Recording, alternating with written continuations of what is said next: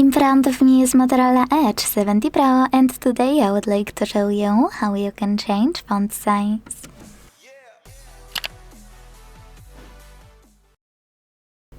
Begin by opening Settings and scrolling to tap on Display section.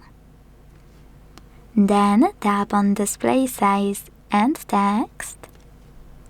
And finally, operate this slider under font size to adjust it. You can check out preview at the top. Once you're ready, just go back. As you can see, after a few seconds, size of my font has changed. Thanks so much for watching. If you enjoyed this video, leave a like, comment and subscribe. Bye!